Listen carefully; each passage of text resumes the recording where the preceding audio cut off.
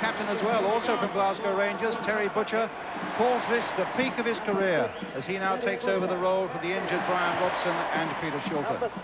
And alongside Butcher, the return to the defence of Mark Wright, the Southampton man, so unlucky when he broke a leg in the Cup semi-finals last April and missed out on the World Cup in Mexico. Well, this then's the England team. The best kept secret today is that our two main strikers are feeling less than 100%. Gary Lineker awoke this morning with a chesty cough. He's almost lost his voice. In fact, he's on antibiotics. And Peter Beardsley today has the makings of a cold. Certainly an important night for Tottenham's Gary Mabbott, his first cap for 3 years, and now a vital job to do in Brian Robson's place, holding firm in the midfield. The Yugoslavs, meanwhile, are rebuilding their side after they failed to qualify for the Mexico World Cup. Incidentally, 3 of their players are with French clubs this season.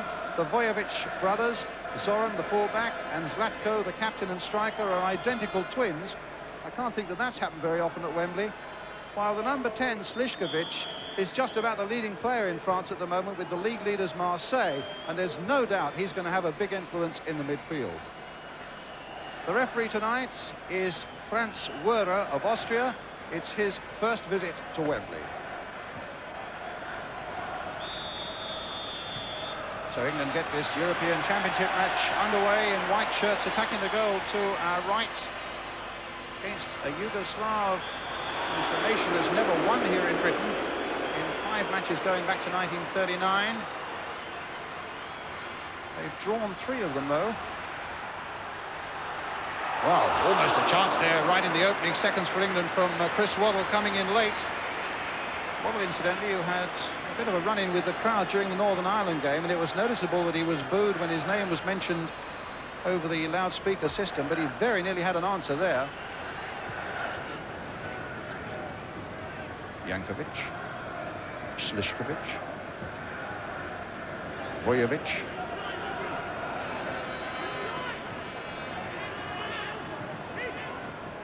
It was certainly something of a surprise when the Yugoslavs failed to qualify for the Mexico World Cup. Over the years, they have been a nation that has produced real quality footballers, and a good break there. And Vojovic caught fractionally offside.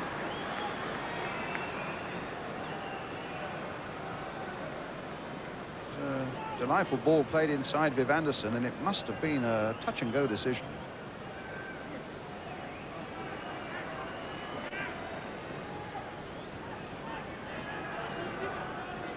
So it's with Butcher. Right to Anderson. Waddle.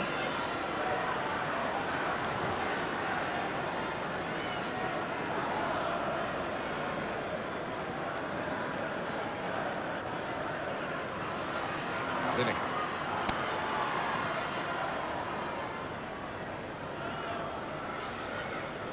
Valjic, the fullback, aiming to make something on the break all the time. Vojovic there. Oh, and he's got past Mark Wright. There's a great trouble here for England, but Woods did well. And Wright then concedes the free kick. It was a bad mistake by the central defender in the first place that allowed Vojovic in. And some fine keeping by Chris Woods in a real crisis as Vojovic gets clear of Wright. And Woods did remarkably well. And a free kick because of the second infringement there by Mark Wright, and Slišković turning it well wide. It's worth pointing out that well, Mark Wright will feel a little bit worried about that, but it's also worth mentioning that Chris Woods has got a tremendous record. In fact, it's his 5th cap for England, and he is yet to concede a goal. And he's had 2 appearances here at Wembley, 1 for Nottingham Forest and 1 for Norwich, and again has yet to concede a goal.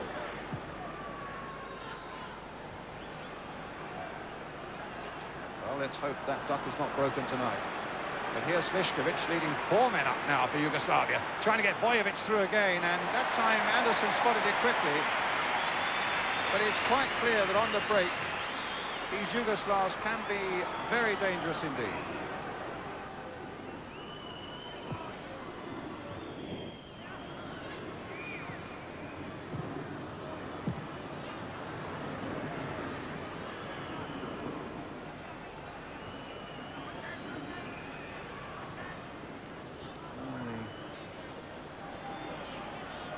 fairly quiet at the moment as England look for a way to break through this blue wall of defenders. Butcher. Good play. Nice close skills on the ground there by the England captain. Peter Beardsley over there. Now up and Hodge. The flag has stayed down this time. Hodge trying to cross it in. It'll go for the corner to England. First of the game. Which Hoddle will take.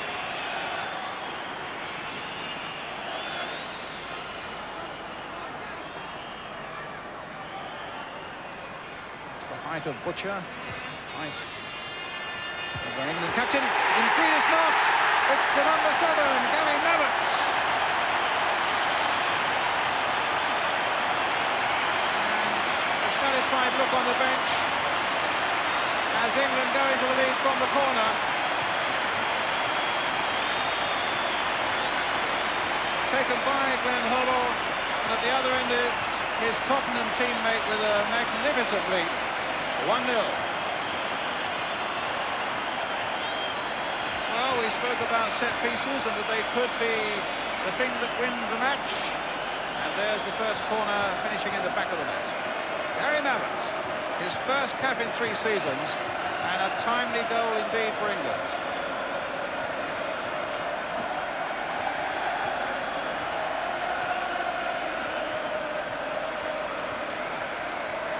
Just the boost England needed after a fairly shabby start to the game in point of fact, and now they've had some defending to do with this free kick. Sliskovic is brought down.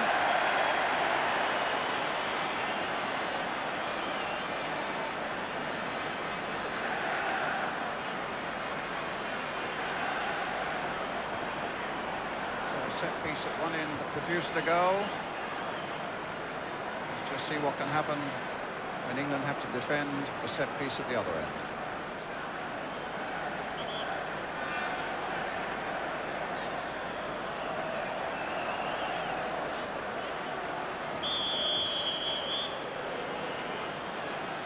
Sliskovic curling it and just going wide.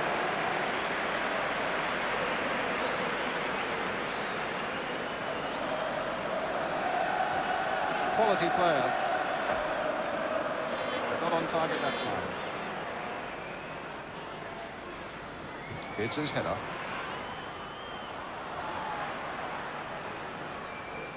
Elsner. Sliskovic. Beardsley again. Waddle. Now Mark Wright. Hoddle coming deep for more of the action. And spraying out a delightful ball there for Kenny Sanson. Lineker. What a delightful ball there by Lineker for Hodge. England now beginning to put a few passes together. The cross coming in and the keeper, Ravnich, getting above Chris Waddle. But some good movement there by England coming forward. Heartened by that Gary Mabbutt goal. Sliskovic. England now seeking to close him down very quickly. Anderson was on him very quickly indeed. Jankovic playing it wide to Vojovic. Elsner again to Sliskovic. England's turn now to get plenty of players back behind the ball when Yugoslavia get possession and then to nick it away as Steve Hodge did there. Hoddle now finding Waddle. Here's Beardsley. Lineker's made a good break again. The control right at the depth let him down, and Elsner was given just enough time to get in. Some applause there for Lineker for the ball that was played into him, but it was a really good searching run by the number 10 himself. So it'll be a throw to England, and Kenny Sanson, who can wind up quite a good long throw into that Yugoslav penalty area. Patanet's getting it away. And then in danger of losing it, which he does to Hoddle. Little touch again for Sanson. Cross coming in, and an England throw. Well, from almost identical position, maybe it'll be another long throw from Sanson. Not quite so long this time, but he finds Hodge. The flag is up, the ball out of play.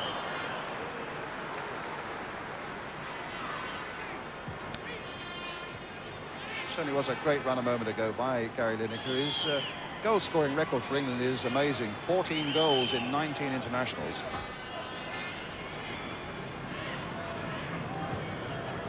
Cut out well by Mabbott, getting Chris Waddle on his way. Lineker poised and waiting to go, but went just a fraction too early. He was probably looking for the ball played in quickly again from Waddle, but Waddle was looking to go outside the fullback. But Lineker was almost like a sprinter in an Olympic final there, on his blocks and ready to go.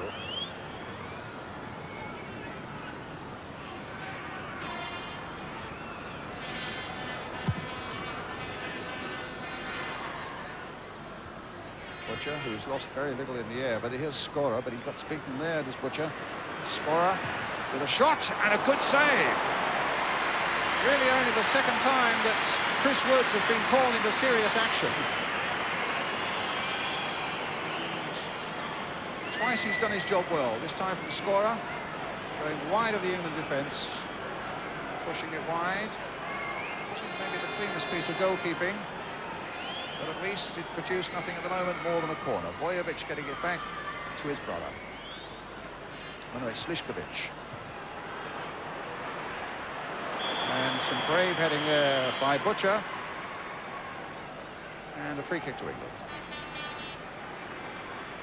Butcher really charging out there, risking life and limb to get the ball away, and he must have been obstructed there by a Yugoslav. So Bobby Robson now down on the bench. I would have thought moderately satisfied. It hasn't been anyway a vintage performance by England, but moderately satisfied, and above all, of course, in the lead.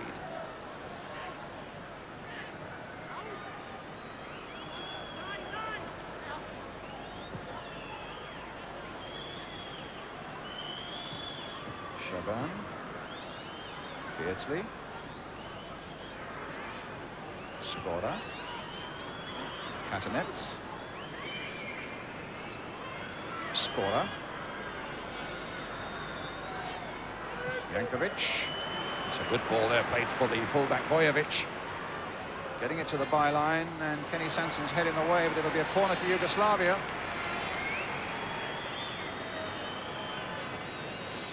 Coming towards the last minute of the first half.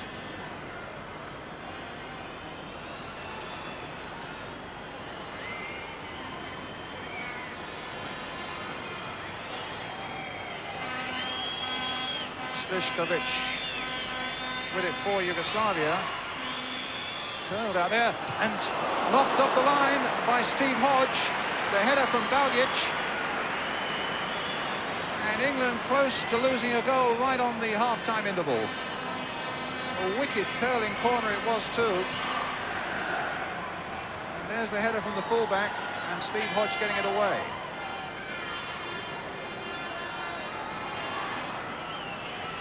Scorer. So there's danger still for England, needing badly the cushion of a second goal. Well, here's Beardsley getting it through to Lineker.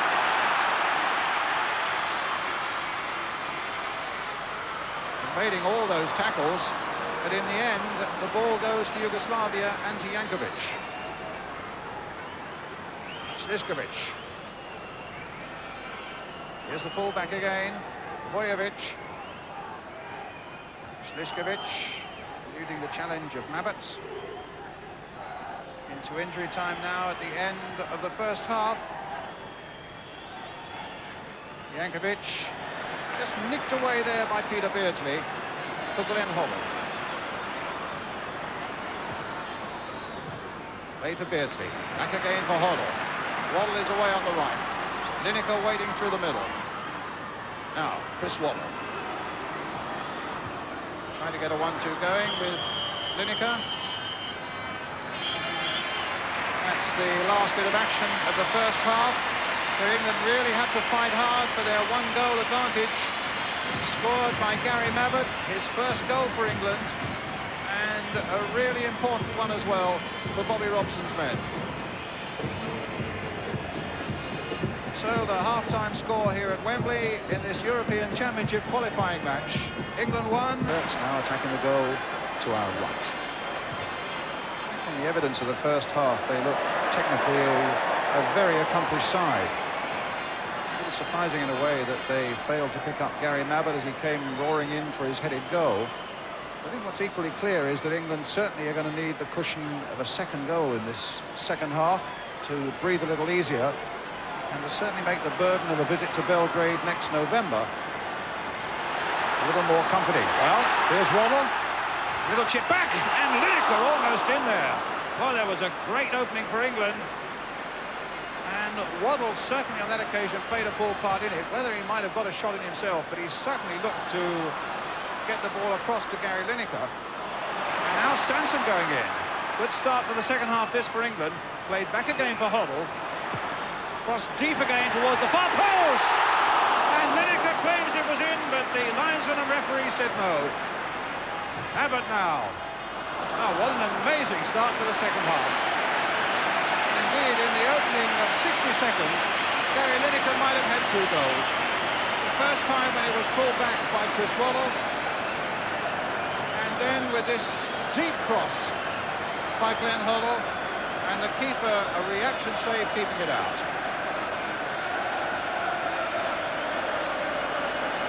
Well, Hoddle again with the corner for England.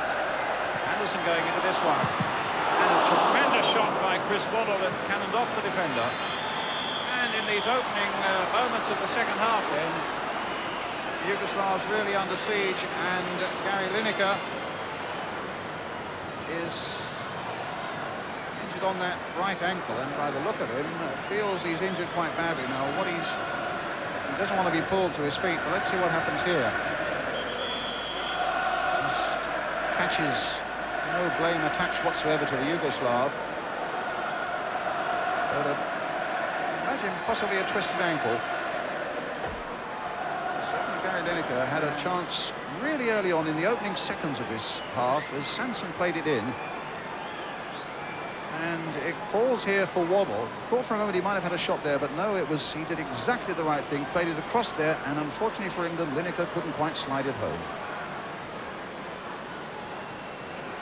And then just a moment later, the Hoddle cross, and Lineker leaping brilliantly there. Reminiscent really of a leap against Argentina in the World Cup that very nearly produced a goal. Lineker hobbling off with the physiotherapist Fred Street. And England for the moment down to 10 men. And it might well mean that Tony Cottee gets on. And Katanets gets it away to the number 9 Skoro. And having pushed forward, England now need to get people back. They've got 4 up of the Yugoslavs. Slišković is here. He could get caught on the rebound, but the shot by the number 10 is way off the target. Meantime, Lineker is trying to get back onto the field and not moving terribly comfortably, it seems. But the roar from the crowd will comfort him a little bit. And England back to full strength.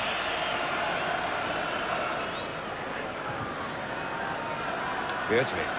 Oh, a lovely turn by Beardsley. He gets stopped. Can Hoddle pick it up? Hodge. Hodge to Hoddle. Good play again by Hoddle. And Steve Hodge turn it in. It's cut out well by the defender, Hadzibegic.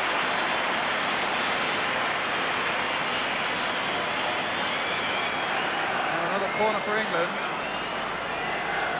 which Hoddle will take. Hasn't been taking these corners for Tottenham. David Fleet, the manager, Bobby Robson, feels that maybe not enough comes from them, but, well, an England goal has come from them already tonight. There's another good corner coming in.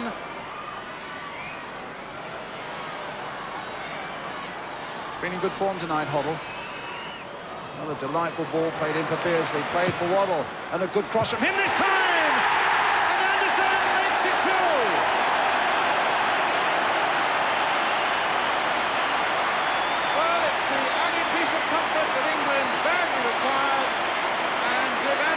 Supplies it. Great ball from Hoddle. A nice touch from Beardsley. A splendid cross in from Chris Waddle. And the fullback of all people on the end of it. A perfect goal. And well worth seeing again. Waddle the provider and Anderson, the scorer.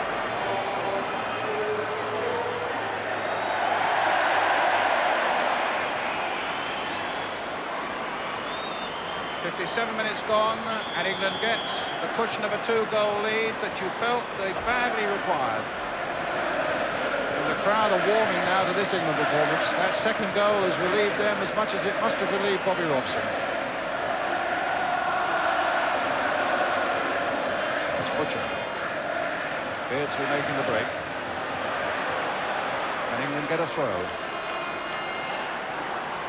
Hoddle making a run. Then Hoddle, and the shot! Well, almost number 3. As Lineker, looking always for that sort of trifle, almost got in. 1-1 wins a corner for England. Well, certainly full marks for England now in this second half. Again, some delightful skills by Hoddle. He really is in fine form tonight.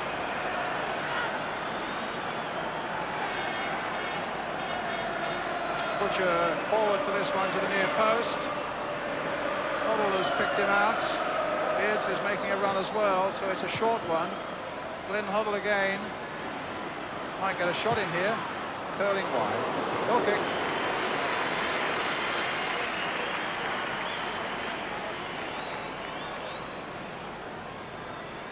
Well, if there are foreign scouts here tonight looking at Hoddle, as has been suggested, they can only be impressed.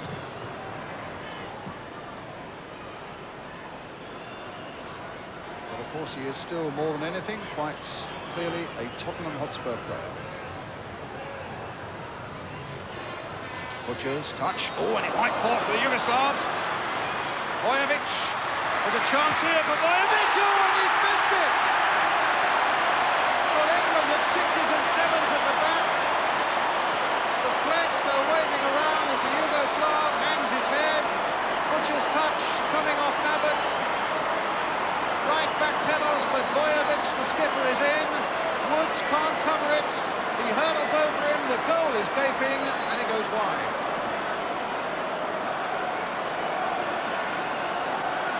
Well, England almost gave away a goal. And here's Bojovic again. And the flag was up.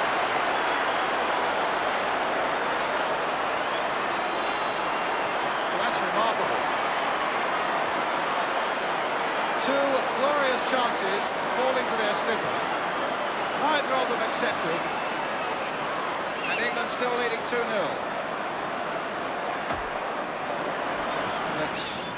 Not a bad attendance. 60,000 here at Wembley tonight, and most of them in pretty good heart now with England leading 2-0. Again, Hodge getting in there. He's getting through a tremendous amount of work. I noticed a moment ago that Bobby Robson applauding him for the work that he was getting through. A player down the other one. I think it's Chris Waddle, maybe. The ball back with Woods. There ought to be something off the ball there. An elbow, maybe. Well, Terry Butcher taking no chances and just whacks the ball into touch.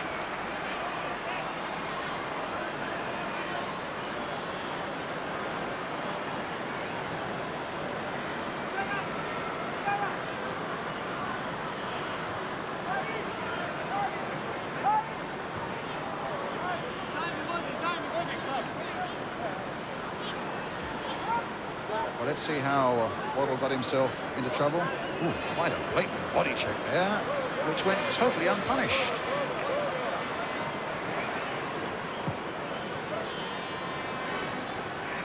Well, Katanets has gone off, and Tutsi has come on. Now, he came on as a substitute against Turkey a fortnight ago when Yugoslavia won 4-0, and greatly impressed Bobby Robson. And I think Bobby was quite relieved in a way that Tutsi didn't start. Well, Waddle's all right.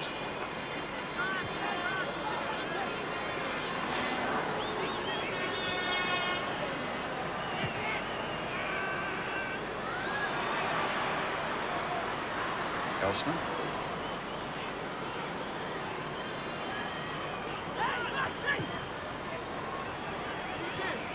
Tutsi. Waddle. I don't think Waddle will get to that. Well, he might, but the flag was up. A foul by Waddle, presumably, on the number 6, Hadzibegic. He's having a pretty rough night, is Chris Waddle. The crowd had a little go at him early on. He had a go at a goalkeeper, and that may have been a bit of retribution a moment ago when he was obstructed. And now the Yugoslavs seem to be ganging up on him. Can't argue with his performance tonight. But here Yugoslavia again. Good header again by Butcher. Supported by Sanson, and needless to say by Hodge. Sanson again. It won't come to Lineker. Slišković. It's a lovely weighted ball. Bojovic trying to chip the keeper. What a delightful ball though by the number 10, Slišković. Perfectly weighted there for his captain. And frustration for the Yugoslav manager Ivica Osim.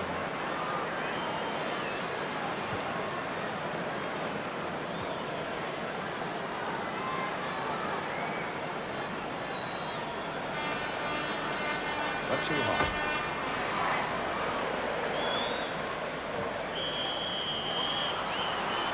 A foul by Mavets on Slišković. Another free kick to Yugoslavia.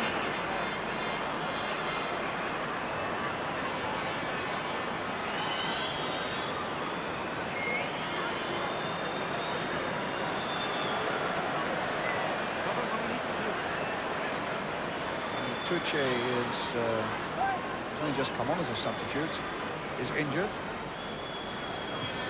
And it might be Juric who's coming on, who's the leading goal scorer in Yugoslavia at the moment. And a substitution, in fact, is going to be made.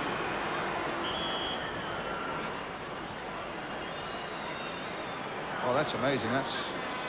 Tutsi couldn't have been on more than about 3 minutes, I would have thought. And here's Juric, Pedro Juric. Top scorer in Yugoslavia from Beres Mostar, and he quickly is in a bit of trouble as well. And Mark Wright also, I think, because I think Wright might well be booked for this. The referee looks as though he's going towards the big Southampton defender. And a yellow card for Mark Wright.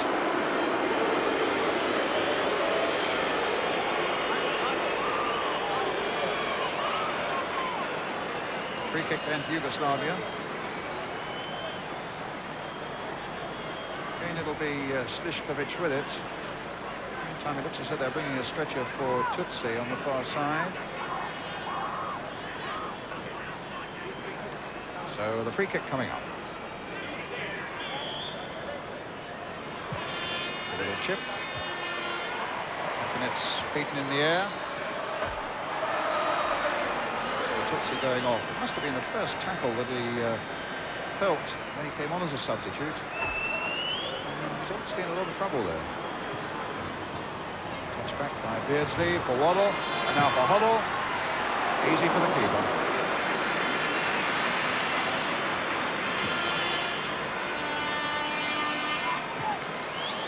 I think Chris Waddle will be coming off very shortly. Waddle shot. It was quite an easy one. Right. And now Beardsley. This could be a good break for England. Lineker's gone away to the left. The ball is perfect, and Lineker hits it. But there was some good covering by the defender. Splendid ball by Beardsley, and good work by Hadzibegic on Gary Lineker. The Yugoslav defender, in fact, who plays in Spain for Betis and will be playing against Lineker in a league game on Sunday.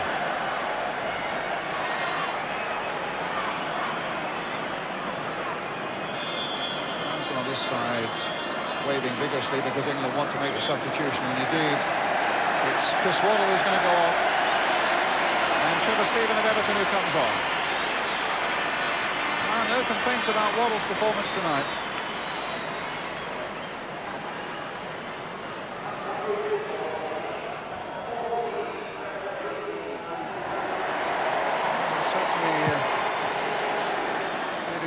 For England, particularly early in that second half, when we might have scored a couple of times and then did score a splendid goal.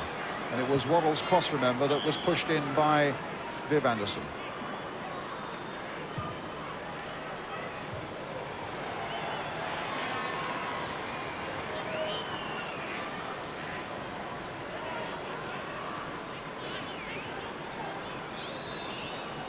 Katanets.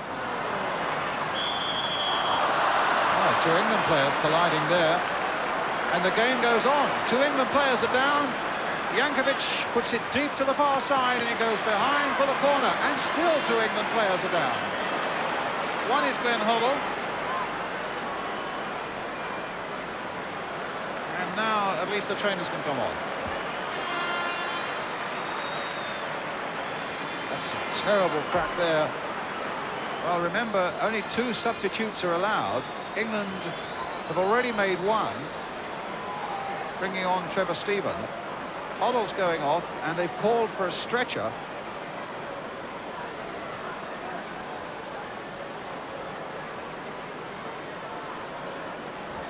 They've called for the stretcher for Steve Hodge. What an amazing accident it was. Collision between two England players, and the England doctor there as well. And Bobby Robson looking at Hoddle's injury. Ray Wilkins there too. Well, Steve Hodge is going straight off to the dressing room. Hoddle is staying off the field. There are about 8 minutes left, and there's quite a bit of injury time to be played, so it might well be at least 10 minutes that England will have to play. At the moment, it seems, with 10 men.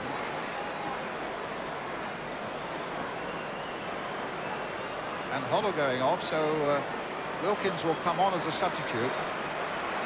So two have gone, one comes on, and England at the moment down to 10 men, and Glenn Hoddle with quite a serious facial injury, and Steve Hodge having already gone off.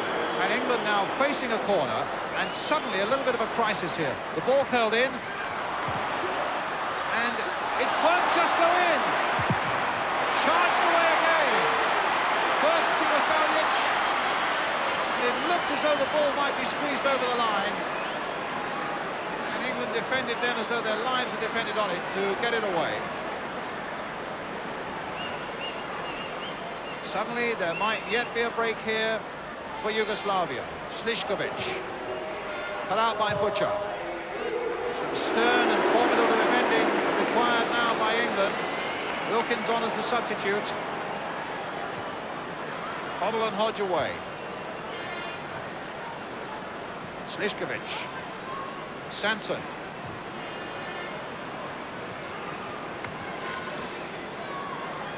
Oh, emergency repairs there for Glenn Hoddle. And I think the odds are that he's going to be on pretty quickly. We will see how Valic very nearly got the number 3. Sanson on the line there. And the shot there by Elsner charged away. Well, Wilkins has given the ball away there. And suddenly the Yugoslavs can see a chance that a few minutes ago didn't appear to exist. Hoddle is coming back on, swathed in bandages, as the ball is played back to Chris Woods. Well, he's an England hero on the night. He's even more so now. As they say, blooded but unbowed, and a real favourite with the crowd.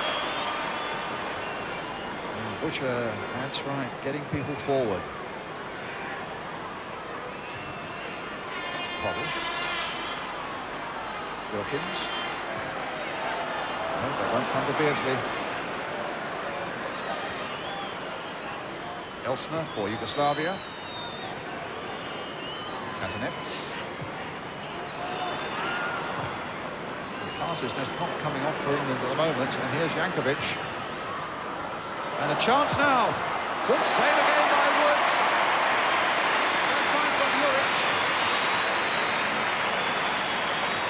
Well, he's been called into serious action, I suppose, not more than 3 or 4 times on the night, Chris Woods. And he's been perfect on every occasion.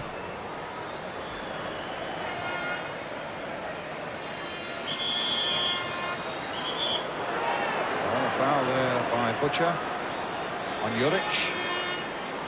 Having a little nudge with each other there as they go back to take up their positions and wait for Slišković to take this free kick. Played in low. And Bojovic hitting the post. And England escape again. In fact, he could have had a hat-trick in the second half. 2 glaring misses. And then a little unlucky there with a good shot on the turn that bounces off the England post. But Jankovic with another corner for Yugoslavia. Wright getting his header to it. Hoddle winkling it away. Taking it back from Stephen. There's Trevor Stephen again.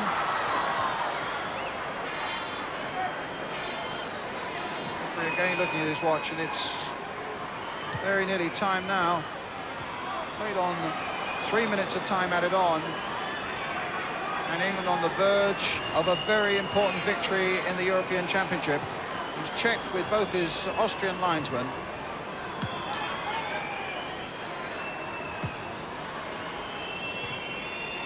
Elsner. One more break. Sliskovic. And they again get it through. The flag was up for an offside. The referee decides to allow the play to go on. It's with Trevor Stephen for England.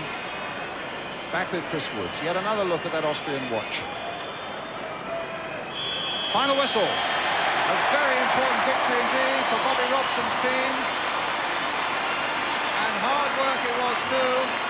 Foundations laid in the first half with Gary Mabbutt's goal and a much better performance by England in the second half. And you won't see a better goal than the one that led up to the one for Viv Anderson, where Hoddle played a part in it, Beardsley played a part in it. A superb cross by Waddle, pushed home by Viv Anderson. You won't find a better goal than that. And really the architect of it all, the man with the bandage round his head, probably the man of the match. Ireland in there. On April Fool's Day, Colin Clark of Southampton returns from injury to form a new partnership up front with Kevin Wilson of Ipswich Town. And they'll be hoping to bring to an end an Irish goal drought of just 1 goal in 5 matches. Each has managed 21 for his club this season. For Mal Donachie, it's a notable evening. His 50th appearance for his country, and he swells an exclusive club to 15. The president of the club, of course, Pat Jennings. Yugoslavia's visit to Wembley in November brought the best international there for years, and 7 of their number there start here at Windsor Park, including the Vujovic twins, who play their football for Bordeaux in France. Zlatko, the forward, leads their championship scorers with a hat-trick against Turkey, although we must now be doubly pleased that he missed so many chances at Wembley. The team is drawn from 8 clubs in 4 different countries. It's the evening after the afternoon before, with England looking to Northern Ireland to clear the head after the hangover in Izmir. But the Yugoslavs now know that their chance of qualifying is back in their own hands. And the Irish, for the record, now feel that their scoreless draw against Turkey away has been put in proper perspective. Hasanovic deciding to leave it. He starts the match for his country for the first time. Northern Ireland attacking the goal to our left. Colin Clark laying it back. Forward for Wilson.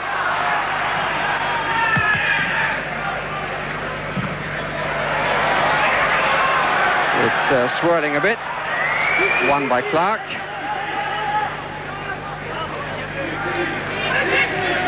Stojkovic.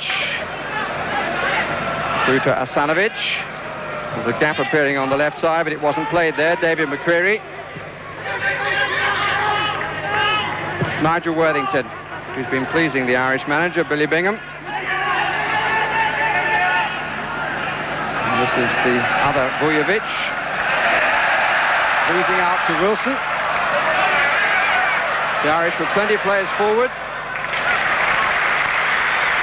All the officials tonight come from West Germany. The referee is Werner Zirkler.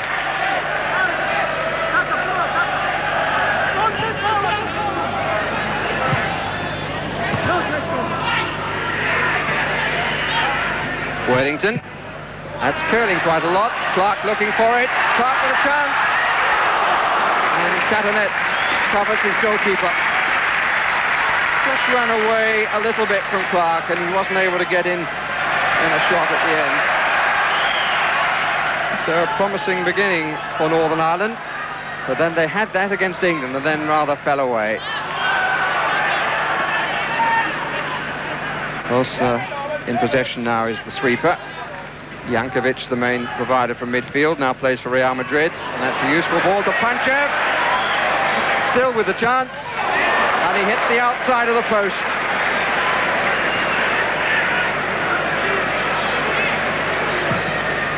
That's a gift for the goalkeeper. George Dunlop. And Darko Panchev seemed to have done it all right, but denied by the woodwork.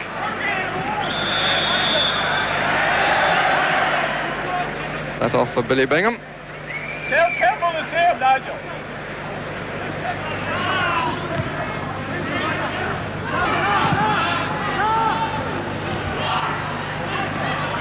Nicely played down by Wilson to Clark. Fairly late grab by Ivkovic. And the crowd certainly justified in warming to their side. Wilson. Three waiting. Worthington came off Catanets. A dive in by McCreary, too keen for his own good. This is Zlatko Vujovic. They've got a man over here, Yugoslavia. Stojkovic, number 7. Still has the chance, wanted an extra touch. Saved on the line and cleared. Fleming has stopped it on the line. And McDonald who got it away. Stojkovic really took too long. The extra touch here. Killed it there, came inside his man. Now he wanted one more, and he didn't have time for that one more. It enabled Fleming and Donaghy to get back. It was Donaghy who got it off the line. Worthington. Donaghy outside. 3 in the middle. Well left. Wilson. Campbell. Yes, no, it hit the post. Clark, yes, this time. And thoroughly deserved. What a good piece of play.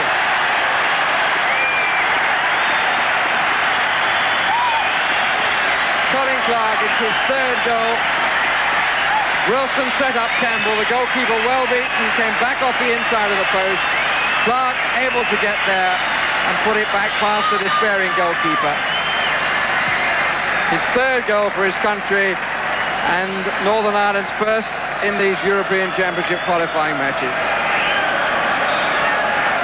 Goal hugely well received around Windsor Park and well deserved.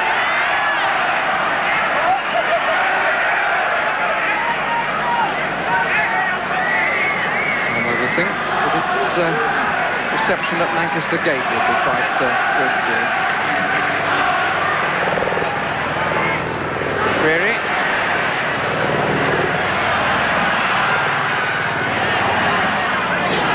Good header. Wilson didn't come to him too kindly.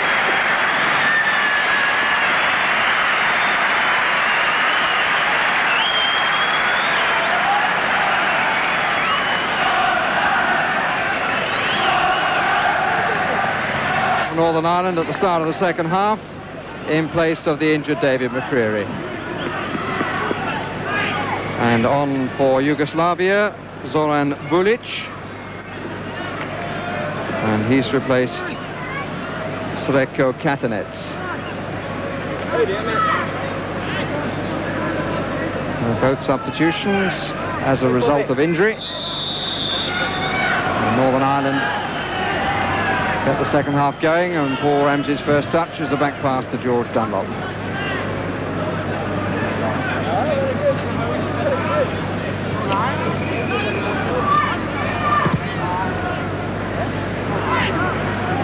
Wilson, significant factor in the Irish performance in the first period. But Billy Bingham with reason to be pleased with several parts of the team.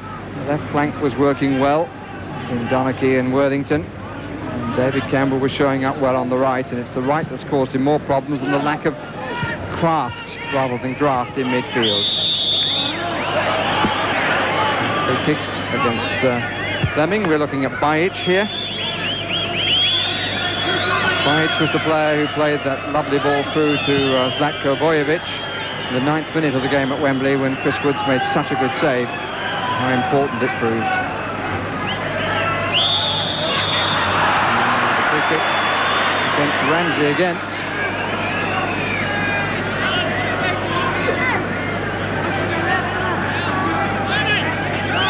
early dangers for Northern Ireland.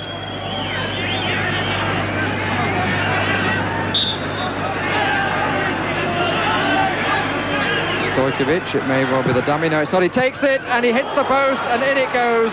And Stojkovic has made up for his miss in the first half. And Yugoslavia immediately back on terms with a finely taken free kick by the 21-year-old from Red Star Belgrade. Hit the inside of the post. Dunlop was very static and the ball came across behind him. Over the top of the wall, really no chance for the goalkeeper. Stojkovic was unlucky he didn't go in cleanly. It's a beautiful free kick. Talent, Irish captain.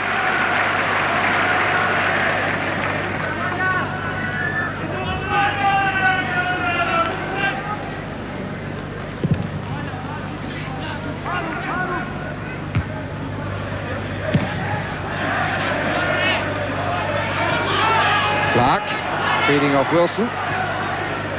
Campbell. Whiteside's cross. And it's a corner, Whiteside's header rather, from Campbell's cross.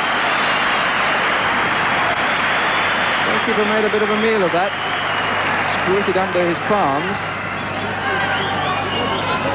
And pushed away, actually. It was perhaps harder for the goalkeeper than it looked from the original angle.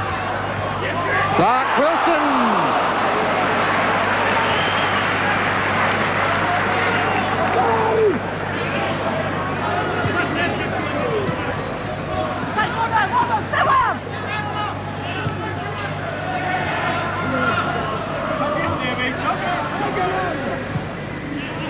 Sanovic, Zoran Vujovic.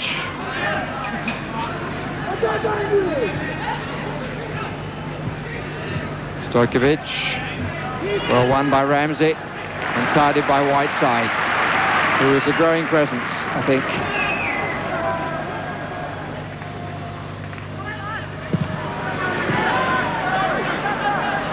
Elsner, only to Campbell. Fleming comes forward. Wasn't a terribly good ball. Campbell. Very little room for manoeuvre. Blue ball. And the Yugoslavs with the greater need to get on with it. They need the victory here to take full advantage of the point dropped by England. A foul throw by Bajic.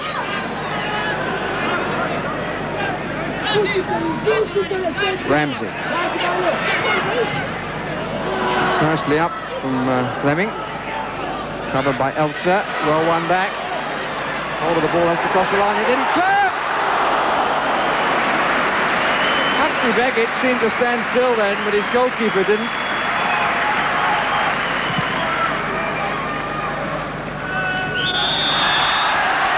Free kick given. Let's look again at that last incident. The ball well won back by Ramsey. And look at the number 6, Begic. He lets it go for his goalkeeper, who was on his line for a moment, but got there just in time. It's a corner.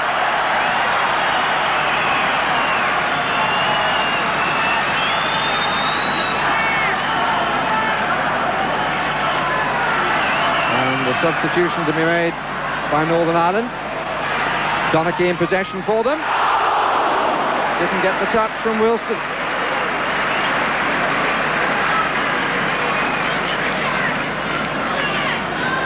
Donachie's intended shot, surely, Wilson was about half a yard off it.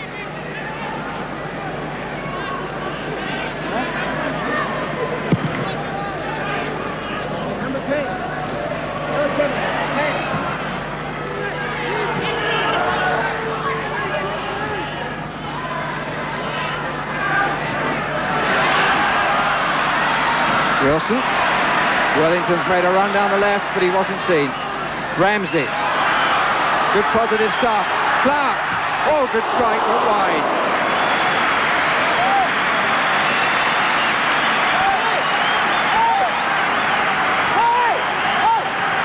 But we're into the last quarter of an hour, and any result's possible. It could stay like this, it could go either way. substitution to be made. The Irish are bringing off David Campbell.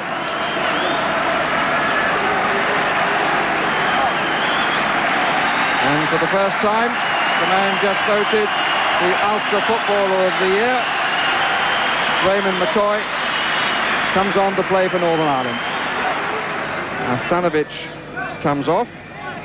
Asanovic, who made his debut against Austria, is replaced by Smajic, who did likewise. Smajic playing in the same position.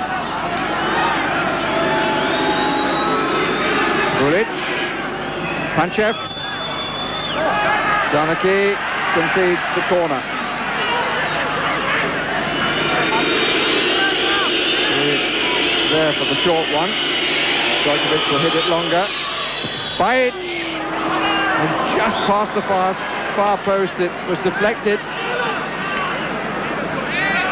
Bajic, very successful in the second period with the headers, and it actually came off Worthington, I think. Jankovic right in front of Dunlop.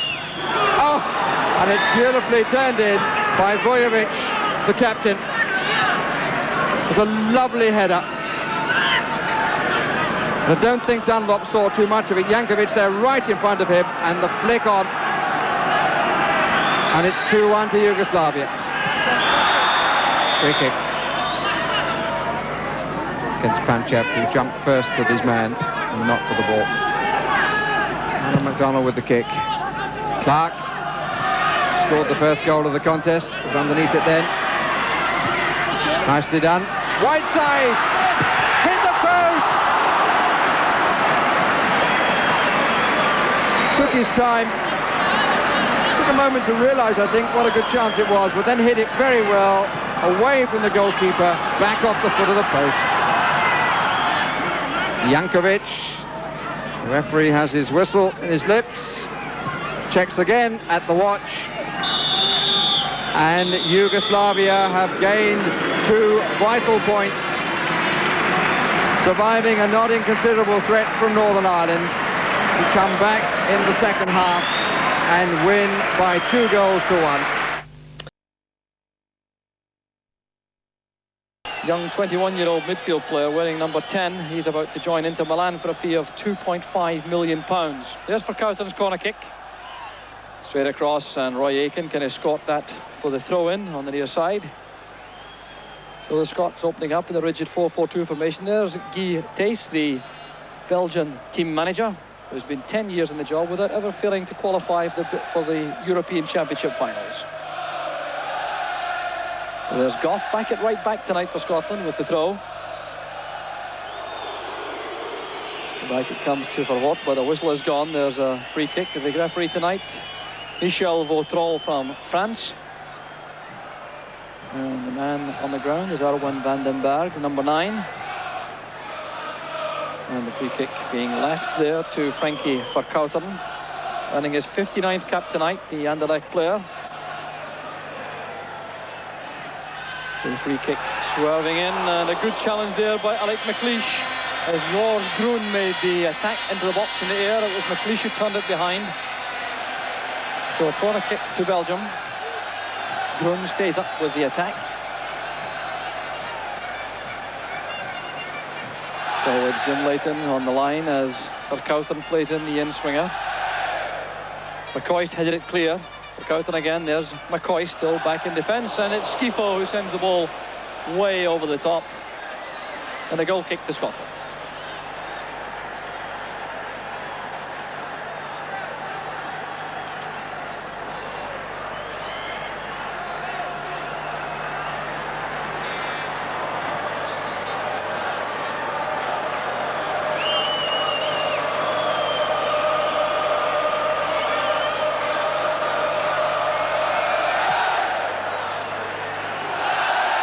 Goal kick didn't make much progress. Here's Desmet going wide, playing Malpass off the ball. That looks like a free kick to Scotland. But in fact, the decision goes to Belgium. Well, it looked to me as though Malpass was taken out of the play by Desmet. Referee Vautreau disagrees, and the free kick goes to Belgium. So another moment of danger for the Scots, trying very hard to settle with their new formation. It's played across midfield. There's Alec McLeish nodding it down. A good turn by Aiken, wearing number 7 tonight. There's Jim McInally getting involved in the play in midfield. And now Bet. On the far touchline is Paul Sturrock. And Sturrock's in trouble. McInally making the challenge. Played back by Van der Elst to Schifo. This is Demol. And in the near side for Cowton. Fancied the long-range effort. It came off Paul McStay, and there's Richard Goff. McStay inside. Good play out of defence by the Scots. McLeish to McStay. Sturrock with a turn. Just missing McCoist with the layoff inside. Giving the Belgians possession once again. George Groen, the replacement for Eric Garrett, set right back. Oh, here's David Neary now for Scotland with Paul McStay. And this is Paul Sturrock, brought down by Schifo. Oh, the young man was just 21 last month, and he's now committed this foul to give the free kick to Scotland. So Scotland realised that only victory tonight would keep them in with realistic chances of qualifying for the European Championship finals. A tough task indeed against the Belgians. The ball is kept in play there by Verkouteren. So coming out of defence is Kleisters. And that was Kleisten beaten to the ball by Malpass. There's McCoist lofting the ball across, and that's behind for the goal kick. With a promising break involving Maurice Malpass for Scotland.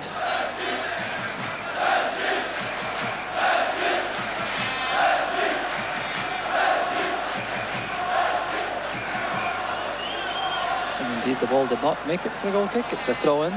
And here's Desmet. Playing it forward to the halfway line. This is Schifo. Klassen is clear, he's onside. He's got defensive. Stopped, and here's Klassen against Leighton. A great chance for Belgium. The opening goal for Klassen. The Scottish defence caught flat-footed, claiming for offside. They're still appealing to the linesman, but Nico Klassen didn't wait to investigate. And that's a superb opening goal in the 9th minute of the match. So the Scottish defenders looking aggrieved towards the linesman. But I think the replay will establish that when the ball was played forward by Schifo, Klassen was onside, and his pace and finishing power did the rest. So what a face-off for Scotland. Exactly the kind of stop they were anxious to avoid. But a goal behind early in the match. And the Belgian crowd now lifting themselves behind their favourites. As Vervoorts nods that out. So a disastrous start for the Scots. They were hoping to settle down, but it all came as Desmet won the ball deep inside his own half, played it forward to Schifo on the halfway line. There's the pass forward. Klassen is clearly onside, sprinting clear. No one is going to catch him there. It was down to Jim Leighton, and in the end he had no chance at all of stopping the shot. So the Belgians now coming clear again. Schifo running into McInally. This is Sturrock. And now Roy Aiken. It's blocked the midfield again by Frankie van der Elst. Chase again for Klassen. Such a quick player. That appeared to be carried over. It's behind now for the goal kick to Scotland.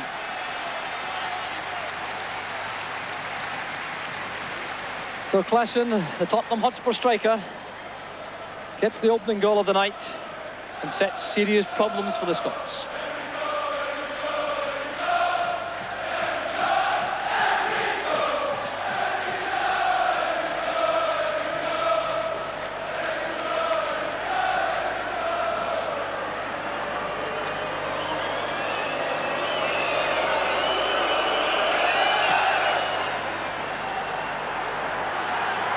So header on from Aiken. Here's McCoist battling hard. Now McStay. Goff has gone forward. That'll be a foul on Paul Sturrock by Leo Kleisters. So free kick to Scotland midway inside the Belgian half, and an opportunity to bring the big men forward. Richard Gough and Alec McLeish joining the attack. So Paul McStay and Jim McInally share the free kick. Here's McInally. Now McStay. That's towards Sturrock. It's retrieved by Bet. Vervoort wins it for Belgium. Vervoort again. Desmet playing it too hurriedly forward. Played back by David Neary. Neary winning his 33rd cap tonight. And Malpass his 15th. Bet with a rather casual return pass towards Malpass. He kept the ball in play well.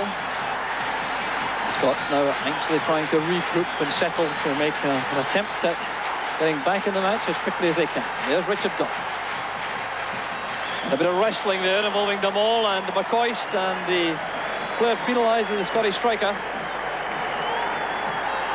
Stefan Damol, the Anderlecht defender, gets the free kick.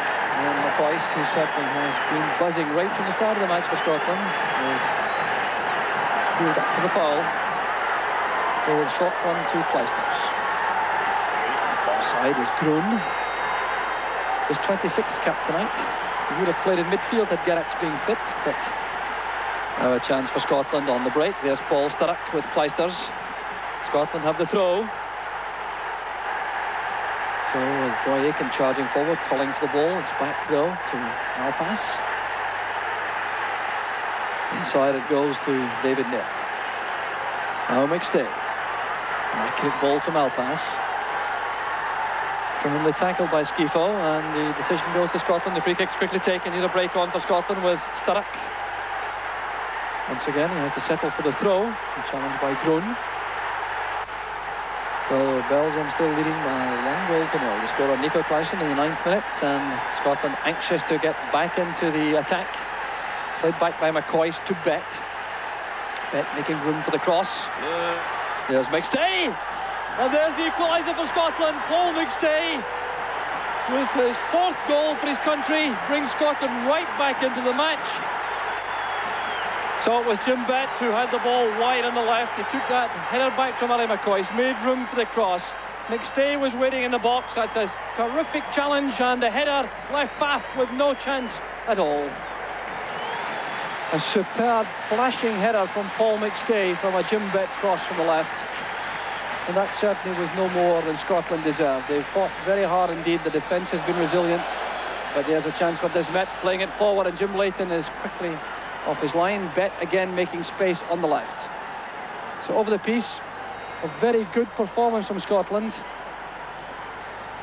Their back four has looked secure, apart from that goal when they were caught rather square. They all stopped for the run from Claesson, believing the offside flag would go up, but it didn't. And there is Guy Thys, the Belgian manager, who must have one or two worries, because the Belgians have certainly not dominated the match the way he would have liked. Although there have been some very good passages of play from both sides. Here's Vervoort, the fullback for Belgium. Skifo has come across to be tackled firmly by Roy Aitken. Aitken has certainly led by example tonight. He's been all over the place in the middle of the field.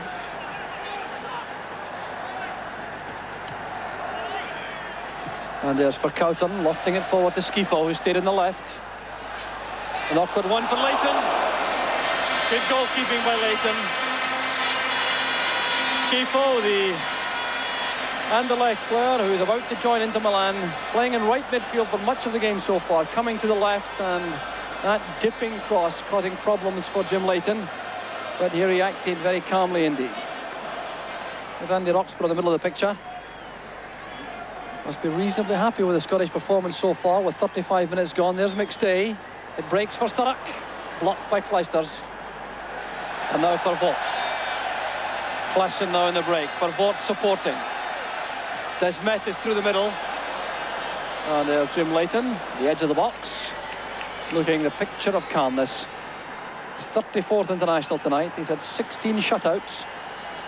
Sadly, though, he hasn't managed one tonight, thanks to Nico Claesson. There's McInally. And now Malpass.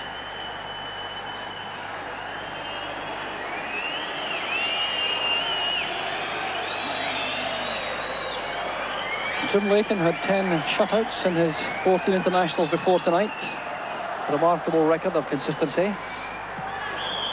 And a clumsy challenge by Vervoort. So a free kick to Scotland, which will be taken, I think, by David Neary. Well, the McLeish-Neary partnership in central defence has settled together very quickly. McLeish has joined the attack. It's collected though by Bet. Grun coming clear, tackled by Bet. Aiken returning it. There's no offside flag. A chance for McCoist. And a fine effort there by Ali McCoist. The Belgian defence this time caught flat-footed as Roy Aiken won the ball and lofted it forward to McCoist. He had only one thought in mind, and that rifling shot goes just over the top. So it's with Leo Kleisters.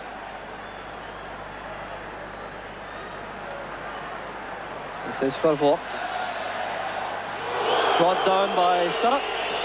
Out of range with that tackle, no question about it. Free kick to Belgium.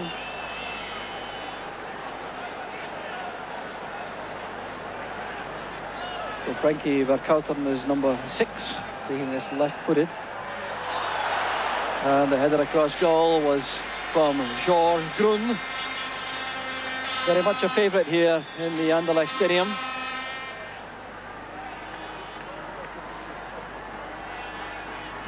So a couple of minutes left in the first half. Belgium 1, Scotland 1. Nico Klassen's early goal, equalised by a superb header from Paul McStay. Here's McInally going forward, running into Demol. McLeish easing that to the right, looking for Richard Goff. Switching play inside, he was hoping to find McCoist, but it's picked up by Schifo. And good back-checking by Bet on Vandenberg.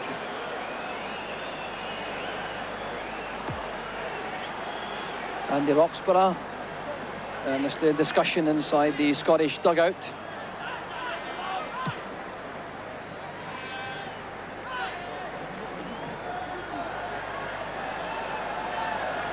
Here's Kleisters. Vandenberg with a layoff to Van der Elst. The tackle initially was by McInally. It breaks to Klassen. A fine tackle by the combined efforts indeed of McInally and McLeish. Here's Roy Aiken. Now Sturrock. Aiken took a late challenge from Grun. He's on the ground on the halfway line, but Sturrock has possession for Scotland, taking on Demol. Making for the byline. Down he goes.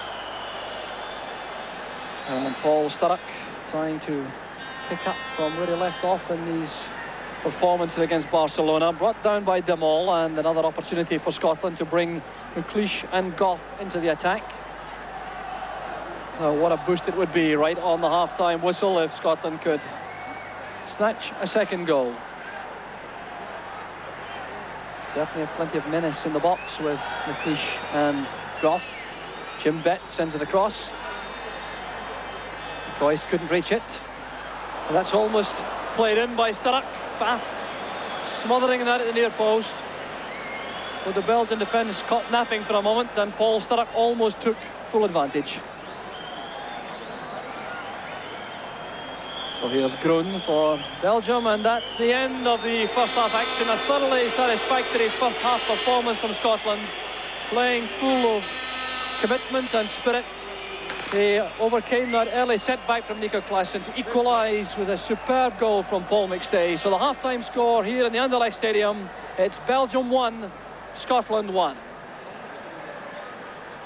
Stadium, Scotland got the second half underway. There have been no changes at the interval, and that's really not surprising in view of the first half performance. There's McInally's first tackle of the second half, and Kleisters thumping into Ali McCoist. PETs with the cigar in the Belgian dugout.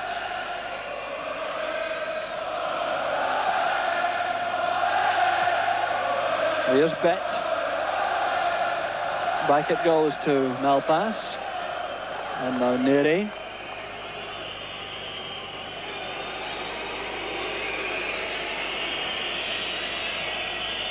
So the whistling from the Belgian fans as Scotland settle down again.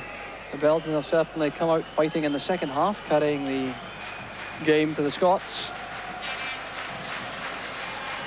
That's an enormous kick out again from Leighton. McCoist is underneath it, challenging.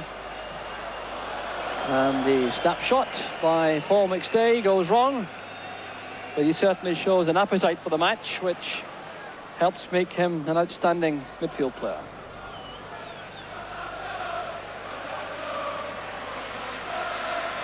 Pfaff is the Belgian captain tonight in the absence of Jan Keulemans.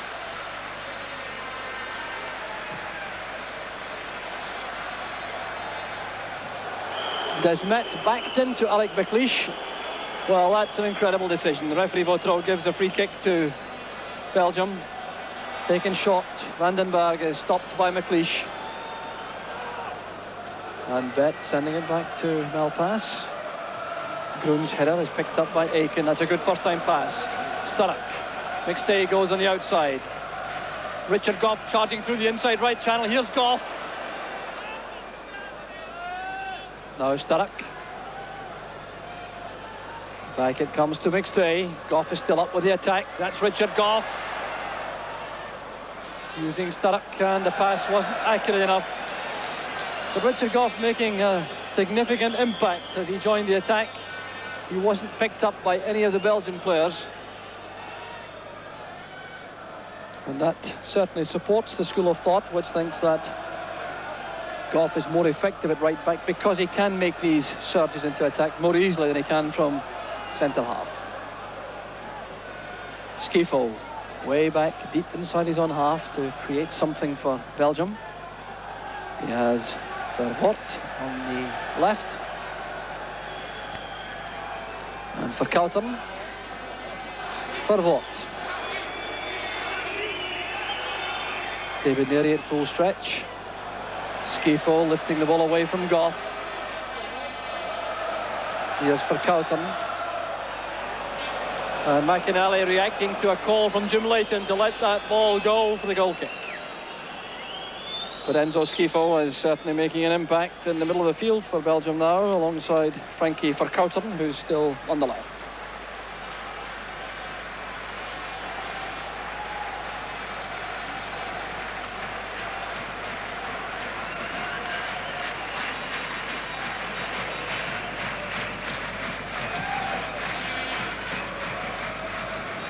Aiken going up. Here's Paul McStay. Now Sturrock. Richard Goff again involved with the attack for Scotland. McCoist and McStay in the middle. There's McCoist beaten by Groen. A good defensive header that. It's picked up by Schifo. And it's Malpass who picks up that loose pass. McCoist coming to the left. And a careless ball from Maurice Malpass. Schifo now appears to be all over the place in midfield for Belgium, the number 10.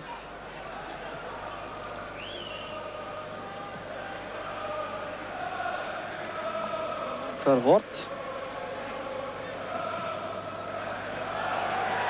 Malpass is there and guiding the header towards Jim Leighton, and Maurice Malpass going through an unhappy phase at the moment at the start of the second half with his passing, losing its accuracy, including that header which was intended for Jim Leighton. So a corner kick which will be taken by Philippe Desmet for Belgium.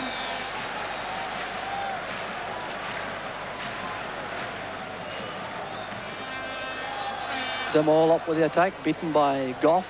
It's back with Schifo. Up goes Goff again. Demol returns it, and Clayson is onside. Yes. Clayson second. And once again the Scots are the victim of an offside trap which didn't come off. A smile for Guy Thys in the Belgian dugout, and Nico Clayson making Scotland pay. So the Scots caught out again as Schifo flights this in. The header out from Richard Goff Del Mall nodding it back. There's no question that Klassen is onside. The Scots moving out looking for offside, and a clinical finish from Klassen makes it 2-1 to Belgium.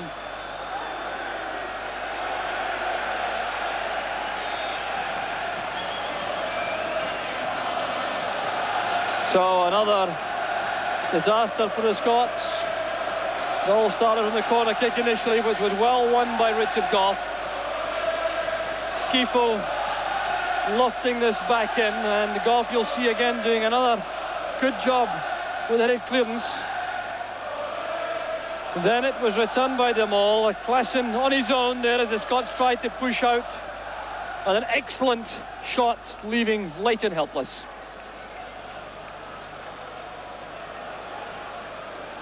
And this time with an offside flag. So free kick to Scotland. Well, no question about it. 2 goals from Nico Klassen, both of which were onside despite Scottish protests. So the French linesman doing their job well. Here's Paul Sturrock. De Mol forced to head the ball behind for the corner. To Scotland heading back. So Jean-Marie Pfaff, the Belgian goalkeeper and captain, organising his defence as Paul Sturrock prepares to take the corner kick for Scotland.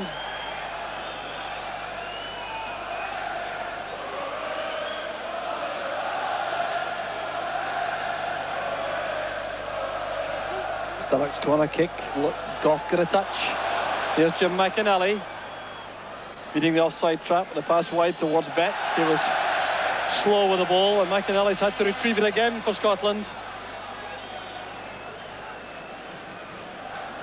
So it's back with Neri. Goff has stayed forward. Here's Schifo linking with Grun, but McInally wins it once again for Scotland, leaving it to Paul McStay. And now Bet.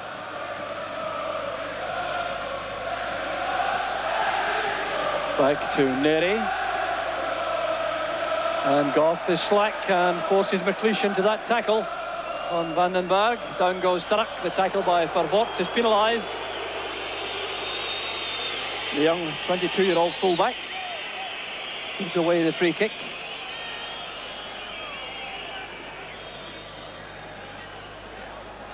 Taken short. McStay to McInally. That's for Sturrock. And he wins the corner kick again of Patrick Vervoort.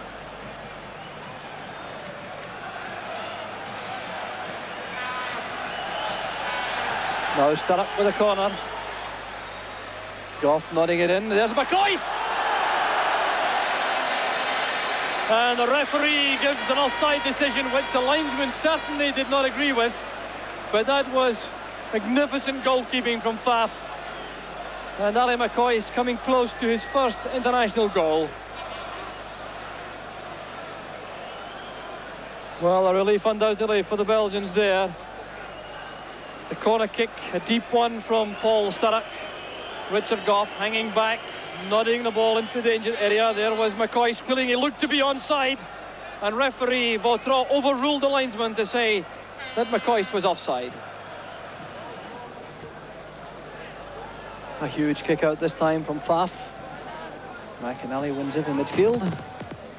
Malpass helps it back to Leighton, who may attempt a similar long ball forward. It's McCoist who's chasing. De Mol wins it. Klassen very quick indeed. Here's Bet. Losing the ball in the tackle with Van der Elst in midfield. Here's Schifo. Relished his roving commission in the second half. Klassen tackled by Malpass.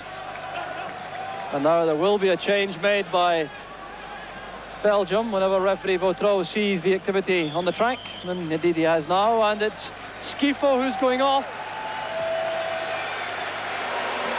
Well, that's very interesting indeed. Schifo, who had been so influential in the second half, goes off, and it's Leo van der Elst from Bruges who goes on to replace him.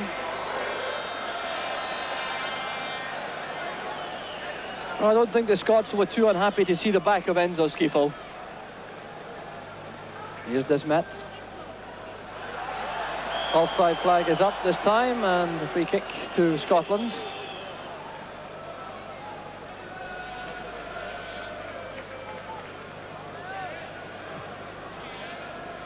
Bet to his Aberdeen teammate, McLeish. And now Goff.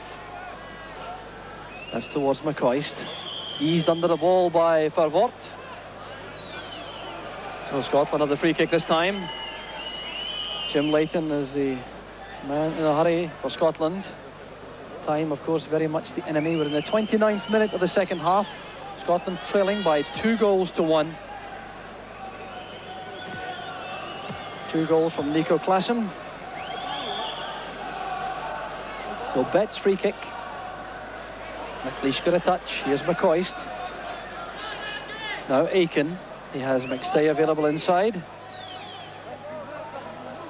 Bet returning it towards Aiken. A very calm player of defence involving Groen and Van der Elst, but McInally picks it up.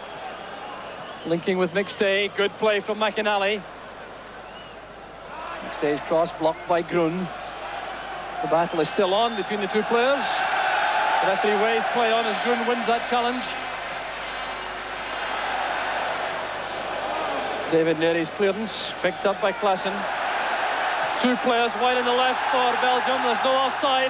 Another chance for Desmet. Back it comes to Verkouten. And that will be the clincher, I'm sure. Frankie Verkouten brings joy to the Belgian bench. And once again, the Scottish defence was caught all at sea.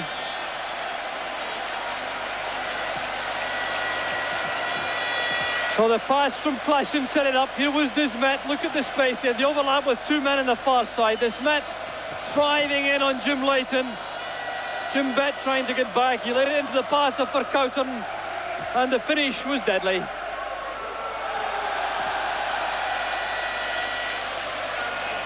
So disappointment for Scotland, and once again some forlorn hopes for an offside flag, but certainly not justified. Caught upfield, Desmet coming in. He could have attempted the shot and goal himself, chose though to lay it back into the path of Verkouten, who could scarcely miss. The ball's headed out. There's Paul McStay. Still Paul McStay going all the way himself. And very determined play. There's the unhappy scoreline for the Scots after so much promise in the first half. Now facing what looks like certain defeat inside the final quarter of an hour of the match. Pat Nevin is coming on to replace Jim Bet.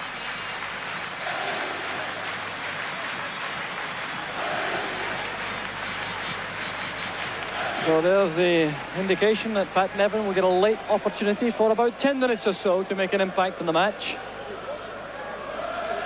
It's Bet who's going off.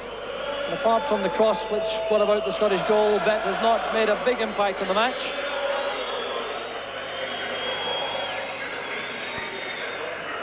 Here's McLeish.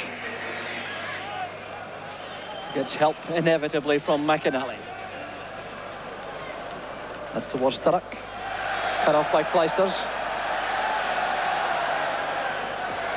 Here's De Mol. He comes from the back so effectively for Belgium.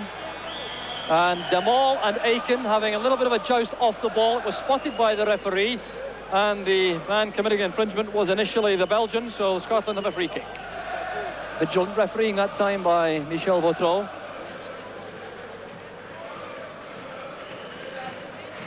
McInally back to Neary. This is Malpass.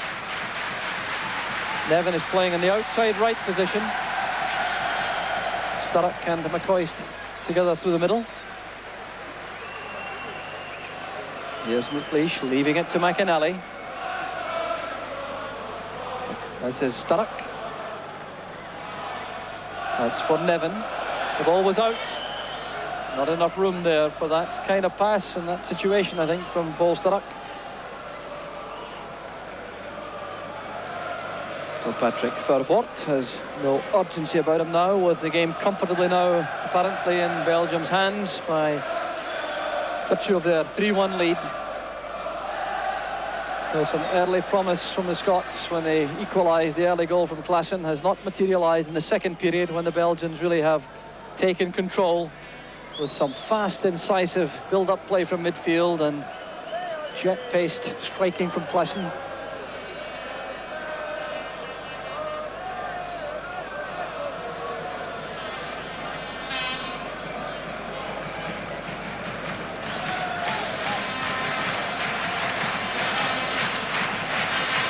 Here's Aiken. It's McCoist. Well controlled. Now Nevin. First chance to run it for Vervoort. And getting caught in several minds, I think. Aiken missed out to the ball, bounced past him to Verkouteren. Here's Desmet. Paul McStay trying to get back, but it's Leo van der Elst with Klaassen going ahead. Klaassen is onside.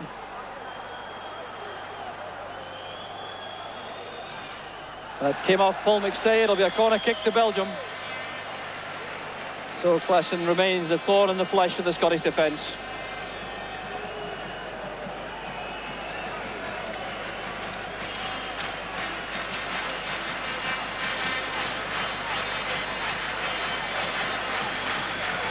Klaassen goes to the goal line for Verkouteren's corner kick. And a superb header by Groen, well taken by Leighton.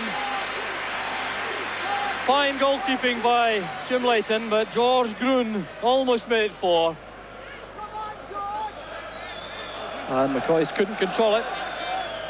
It's a Belgian throw. A little over 5 minutes left. So here's this corner kick. Groen got the ball ahead of McInally, and Leighton stretching his full 6-foot 1-inch frame. McCoist playing it against Van der Elst. This is Groen. Holding off McStay. And now Malpass. McInally tackled immediately in midfield. The two Van der Elst, number 3 and number 15. Winning that throw for Belgium. With a relaxed Belgian manager now, Guy Thys. 10 years in the job, never failed to qualify for the European Championship finals. There goes Klaassen again with Alec McLeish. Klaassen gets there ahead of McLeish. Chance for the 4th. Nico Klaassen gets his hat-trick. Hugely enjoyed by Guy Thys. For Klaassen's hat-trick, acknowledged by the Brussels crowd, and that's something of a personal disaster for Alec McLeish.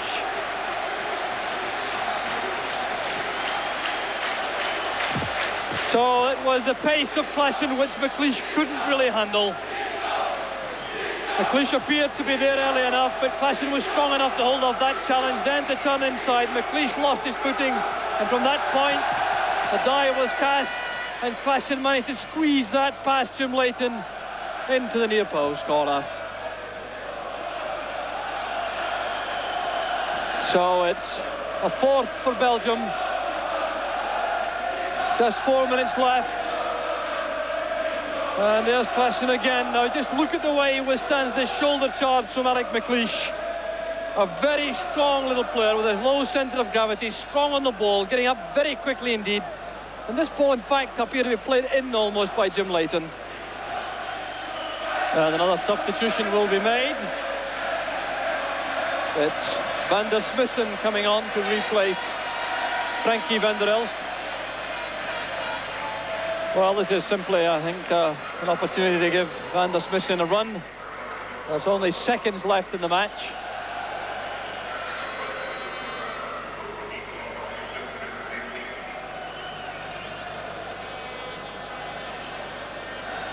Mary's free kick, looking for Goff. Comes to Nevin, making for the byline. Playing the ball across the far side, but it's gone behind, I think. It bent behind for the goal kick. That may well be Scotland's last chance to snatch a consolation goal. The Belgian fans now whistling for time up. The referee Vautreau checking with his linesman. So a crowd of something in excess of 30,000 inside the stadium and enjoying the occasion hugely. A small band of Scottish supporters enduring a night of substantial disappointment. It began so promisingly too, with a very encouraging first half performance. There's Nevin, and there goes the final whistle. Applause ringing round the stadium for Belgium. A tremendous second half performance, and it was Nico Klaessen's pace which Scotland couldn't handle in the end. Jean-Marie Pfaff, the captain, a happy man indeed. But Klaassen with a hat-trick, for Verkouten with the fourth goal, and only Paul McStay's header early in the first half for Scotland to offer to the proceedings. They were outgunned and outpaced in the second half. A very convincing and impressive Belgian performance in that period. And for Scotland, sadly, it's back to the draw. And Mark Hughes, his first competitive game for 6 weeks and his first appearance in the European Championships. Mike England's injury problems resolved, so he names the strongest side from the players available, which is almost as strong as he could wish. The Czechs, winners of the European Championship 11 years ago, and although they didn't make the World Cup last summer, they're a very strong team, especially in defence, unbeaten in almost a year. They play with a sweeper, Kovaniek, Czech Player of the Year, and they'll be difficult to break down. But in view of Wales' great record on this ground under Mike England, the spectators here looking for a Welsh win tonight. The referee is Krzysztof Czermarmazovic of Poland. News of Jan Molby's goal in Denmark's 1-0 win in Finland means Wales have been knocked off the top of Group 6 for at least the next 90 minutes. As the Czechs kick off this evening here at the racecourse in front of a crowd of something like 15,000 people. They've got wet in the past couple of hours as Wales, in all red, Peter Nicholas in a tussle with the Czech captain Jan Fiala. Vanden Hauw. The header clear is towards Skuhravi. Skuhravi again. And a little slip by Pat Vanden Hauw means that there's a chance for Knoflicek very early on in the game. He's forced wide by Ratcliffe, and Nicholas with a little bit of time under pressure from Janeška. James and Phillips combining and freeing Hodges on the left. It's over the head of Neil Slater. Clayton Blackmore. Czechoslovakia conceded just 4 goals in their last 11 games in the past year and a third. And they've only lost once in that time, so they're certainly a force to be reckoned with.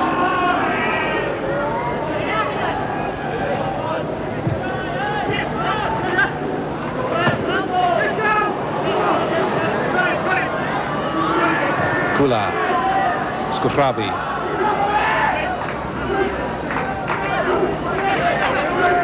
Hashek. Chance for Phillips to break for Wales. Not unexpectedly, Rush and Hughes are the men forward. It's the long one towards Hughes. Quite control. Novak was in there. And Hashek is it wide to Kula. Karel Kula. Danik Kostrava. The line to Janeška. Good play by Janeška. May have to play it back to Kula. Finds him in the end, or tries to, but it's cut out by Blackmore. Hodges. Problems and a chance. Oh, it's the crossbar. What an effort by Kubik. What an effort. And Neville Southall had no chance with that. As Wales burst forward. Dave Phillips, it's cut out by Novak. And what an effort that was. Neville Southall really left groping. It couldn't really have been a better shot. As Lubos Kubik hammered it against the crossbar. Mike England might be heaving a sigh of relief after that.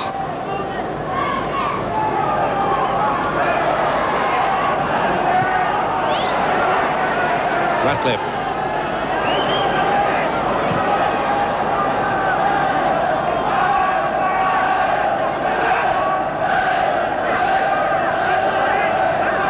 Hašek with the throw.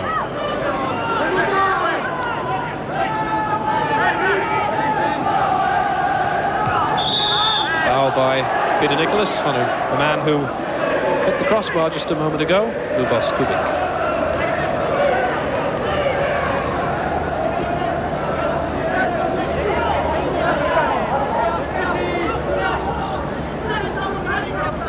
Chobaniek. Flicked by Janeška, and a good one towards Hašek. They're good, these Czechs, you know, and that one's off the upright this time. Well, we've had an indication in the last 2 minutes of just how dangerous these Czechoslovakians can be in the European Championship. A moment ago, it was the number 6 Kubik who hammered a shot against the crossbar, and just as if to prove he could do just as well, even Hašek on that occasion, hitting it right against the outside of the upright. 2 let-offs for Wales.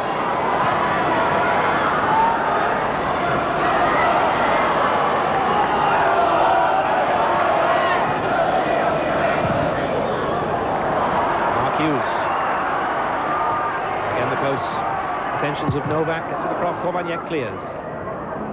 That's towards Knoflicek. So the touchline throw to Wales.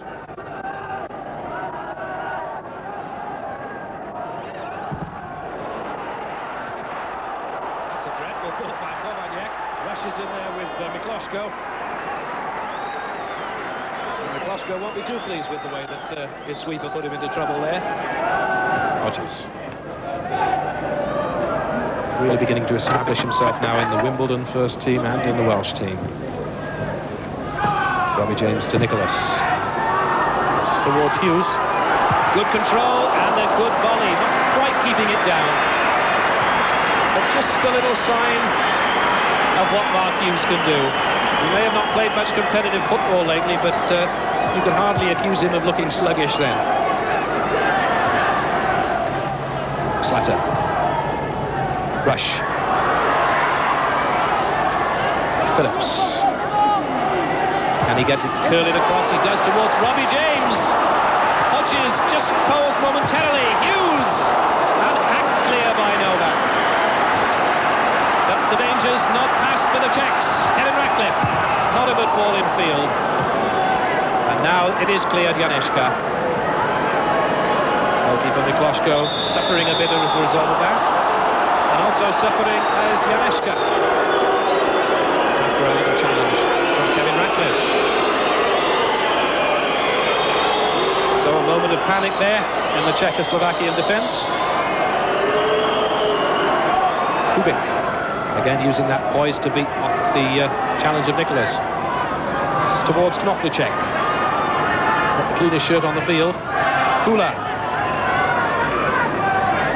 Janeška. And that's another corner off Blackmore.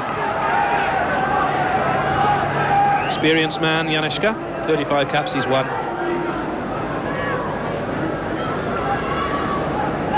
He's got the ball now. Scored 9 goals for the Czechs in international matches. And he's leaving this corner. The sweeper, Josef Chobaniek.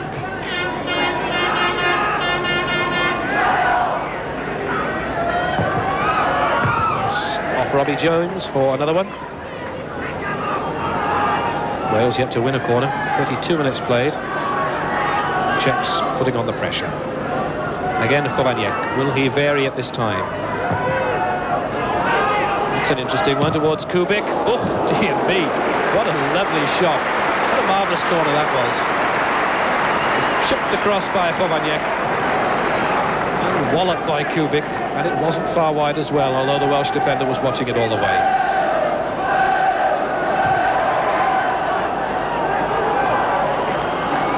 Taking his time, no pressure on the Czechs. 45 minutes almost of goalless football will be too much of a disappointment for them.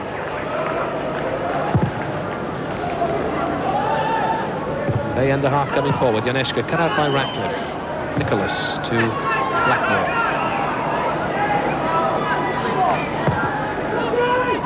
Hughes. really has been closely guarded by Straka. I don't think they like each other very much, certainly on the evidence of this first 45 minutes. And I'm not sure that Novak and Rush are the best of friends. They've certainly got to know each other very well, though. There wasn't a foul by Peter Nicholas there, but the referee says there was. Hašek dived, rather. Blackmore gives away the throw. Dying seconds of the first half. Kula, interesting one, towards Knoflicek. Skuravi gathers, and that's the last action of the first half. And I must admit, it's all been a rather disappointing first half, rather anticlimactic, because Wales haven't made much of an impression on the Czechoslovakians. It's the Czechs who had the early chances, hit the bar, hit the post, and Wales still really to make a dent in what's been a very strong Iron Curtain defence. Can Wales improve things in the second half? The half-time score, 0-0.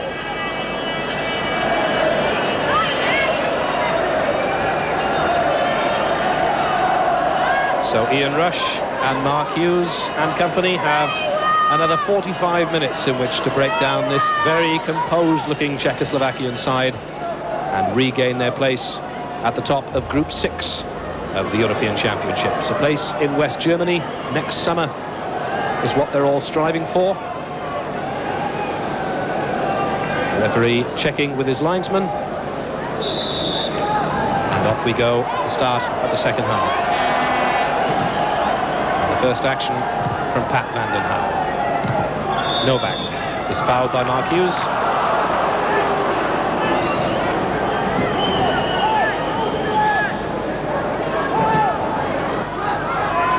Phillips wide on the right.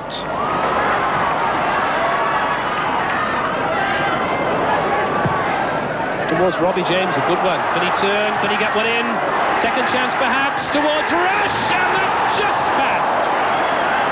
Robbie James clenches his fists in despair. He made the running, and that was oh so close to the opening goal of the game. Robbie James turned well, got a second bite at the cherry. Second time decided to chip it across, and Rush not quite getting the connection that it needed.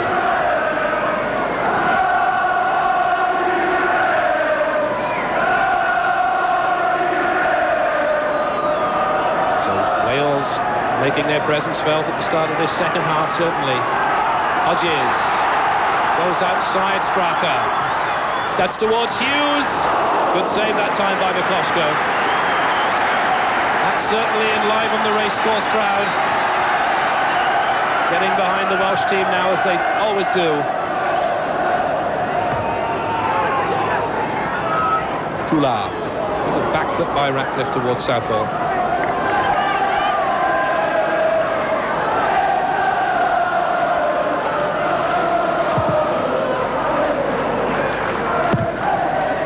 Novak away to Knoflicek.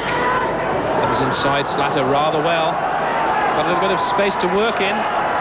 Gets it across. Oh, what a chance that was. Chovanec couldn't quite get her. But still they come forward through Kula. Knoflicek again, the man who created that opening for the Czechs. Again, he's got a little bit of space. Lets one fly this time, but didn't have the direction. Ivo Knoflicek at Slavia Prague, making the Welsh defenders think then. Kubik. Kula.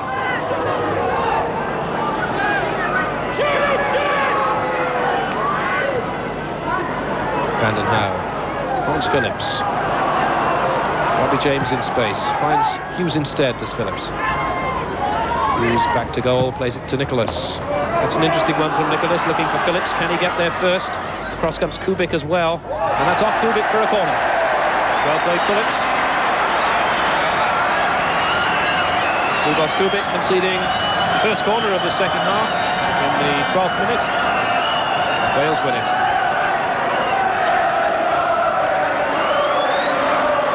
The crowd in need of something to cheer. Will they get it from this Glyn Hodges corner? Near post, headed clear. To Fiala. Knoflicek. Bursting from defence is Kula. Only Janeška is up with him. Now Knoflicek's making a run, but Nicholas finds Hughes. Hodges. Blackmore. Hughes. Rush, one touch to control, two to play it to Robbie James. Forced him wide. Still gets it back in. Mikloška off the crossbar. Still in play. Rush back to Hodges. Towards Hughes, but cleared by Straka. And real pressure exerted on the Czechoslovakian defence. Ian Rush touched it across towards Robbie James. And his cross off a body and off the crossbar. And cleared. But only just. David Phillips. Hughes.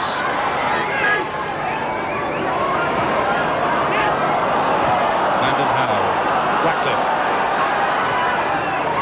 Blackmore. The run is by Hodges, and there's oceans of room for him.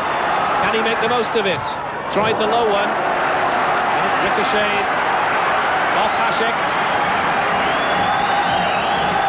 Lynn Hodges, the man causing the problems. Wales win another corner. Exactly 1 hour of this game played now. Phillips with Wales' third corner of the match. Robbie James, Mark Hughes just evaded him. Away comes Fiala. Kula.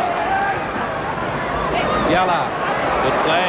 Only Janeška is up with him. It's 2 against 2. And there's support from Skufravi. Janeška goes it alone. Tries to find the space. And it bobbled a bit. He still kept it under pretty good control, but couldn't get it on target.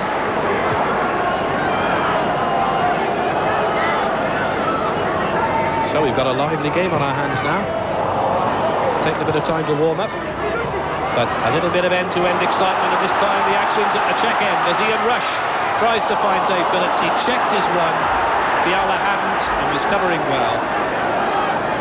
But Rush and, to a lesser extent, Hughes beginning to move into a higher gear.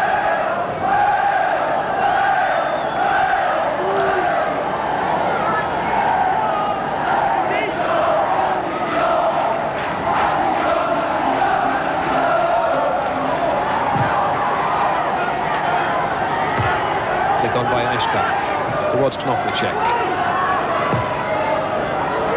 Fiala. Kubik. Swap places again now with Kovanec. So Kubik's the man playing further forward. Janeška. Knoflicek. There are 5 men in the middle waiting for it. Towards Skuharsko. Skufravi. The header was over. But again, the Welsh defence in a little bit of trouble. As Knoflicek got the crossover, Skufravi rose well to head over.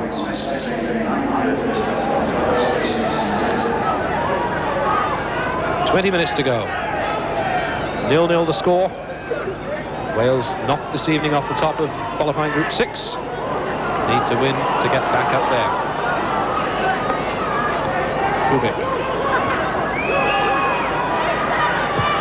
Fiala. Kula. Cannoned off Blackmore. Slatter with a header. Nicholas. Hasek and Hodges. Kubik. First time shot, cannons off Slatter this time. Skufravi. Kubik again. This time it's off Landon Howe. Robbie James loses out. Kubik once more. Janeška. Skufravi, that's a good one, but past the post.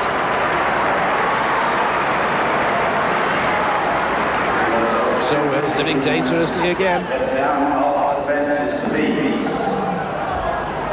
A bit of shooting practice for Lubos Kubik.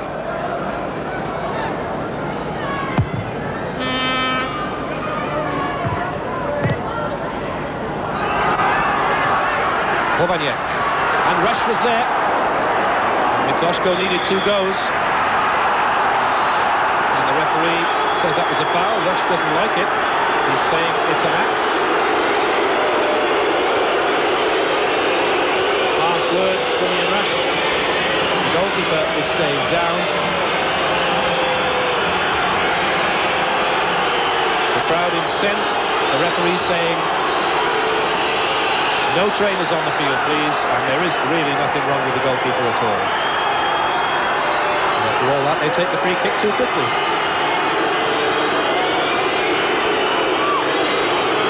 Saw some questions we'll never know the answers to there. Was it a foul? Was he injured? Or was it just a bit of time wasting?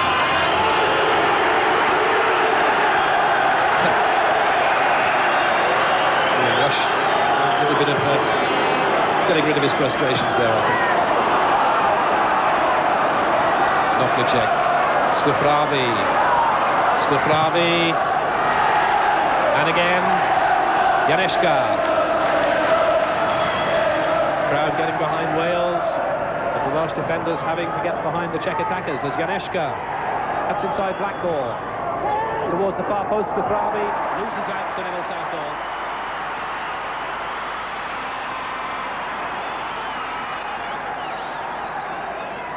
And the temperature beginning to warm here at the racecourse.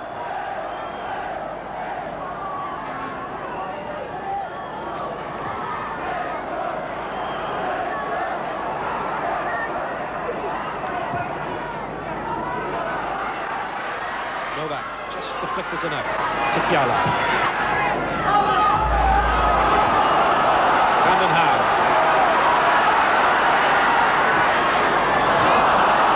And falls over in disgust at that. And this is a chance for Knoflicek. He's got the room, he's got 2 men in support, it's 3 against 2. He's got Janeška, he's got a clear chance at goal, and no mistake. What clinical finishing! What clinical finishing! So with 29 minutes of the second half gone, the deadlock at last broken, and there are incredible scenes around the Czechoslovakian dugout. The referee is saying, come on, let's get on with it. But the Czechoslovakia is enjoying their moment of glory. The run was by Knoflicek, the chance set up by Knoflicek, and the Knoflicek finish was absolutely perfect. Wales 0, Czechoslovakia 1. So now, what can Wales do? Fiala. 4 Czechs forward. They're absolutely bubbling with confidence now. Skufravi. Janeška.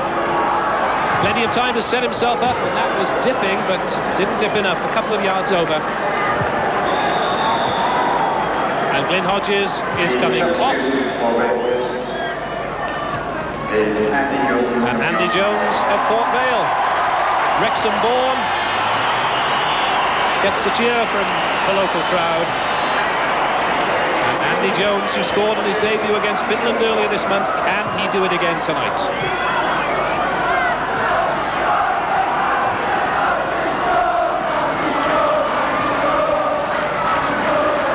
Crowd cheering Andy Jones. So they've got Hughes, Rush and the Port Vale man on. Rush. First touch for Jones to Hughes. Bit of congestion. Slatter. Phillips. Wales with men forward. Rush was there. Hashek. Robbie James, impressive for Wales tonight. Hughes.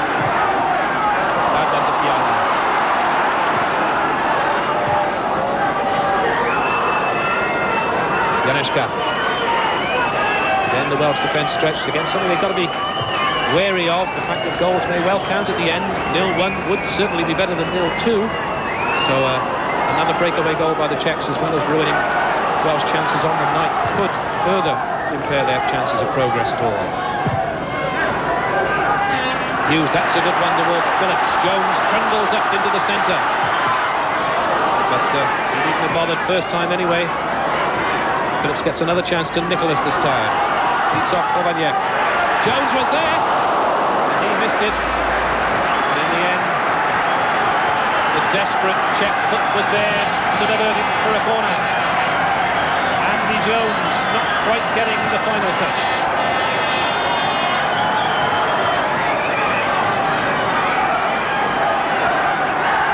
Dave Phillips. That town end yearning for a Welsh equaliser at least. Too close to Kubik. Phillips again. Is there any holding? No, says the referee. Fiala can clear. Phillips keeps it in. But Fiala under no pressure. 10 minutes of the game left. Wales need at least a point. They're trailing 1-0. It's a bad ball. It's by Skufravi. Ratcliffe towards Andy Jones. Beats off the challenge, keeps control. Not bad for a third division player, is it? Phillips. Rush just a bit behind him. Novak was there. Got the lucky bounce towards Hughes, but Glasgow was there first. It's been a struggle for Hughes tonight.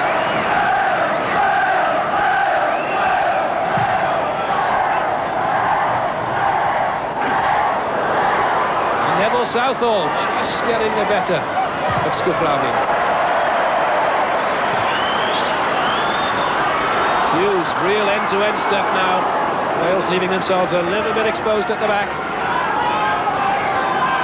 And pushing forward frantically as well. Hashek. Get it clear. To Nicholas. Brought down. Now the substitution to be made by the Czechoslovakians. The referee says, hold on a minute while the substitution is made. Miroslav Kadlec is the man coming on. Miroslav Kadlec is coming on. And Thomas Skufravi is the man coming off. So Kadlec, not in the original party, gets a chance. And a taste of the action as James plays it through towards Rush. The chip by Rush is going in. They can't stop it. And Ian Rush scores his 14th goal for Wales. And Rush says, come on, we've got to get back into it and get a second goal. It was so tantalising. And with 8 minutes remaining, Wales needed just the rub of the green, the run of the ball, and it rolled invitingly into the Czechoslovakian net. The deadlock broker. Ian Rush, the man who's broken it. Nicholas. Ratcliffe. Mike England up on his feet as Wales come forward. Fiala. Kovnicek. Vanden Hauwe has the chance to set Wales up again. 5 minutes of play remaining. Kubik. The Czechs still confident enough to put quite a few men forward, and that's not a bad ball if Kovnicek can keep it in, which he can. He's got 2 men in the middle. Janeška and Hashek. Janeška cannons off Nicholas. Away comes Ratcliffe.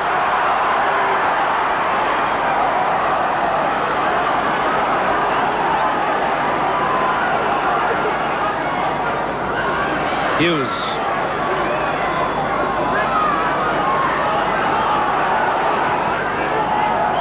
It's towards Andy Jones, but Hashek comes across to cut it out. 4 minutes, the floodlights burn bright in the night sky. Wales need something sparkling to be on top for the first time. Jones. Good play by Andy Jones. Rush! Oh! A little bit high, and it was a little bit wide, if the truth be told. But it was exciting enough.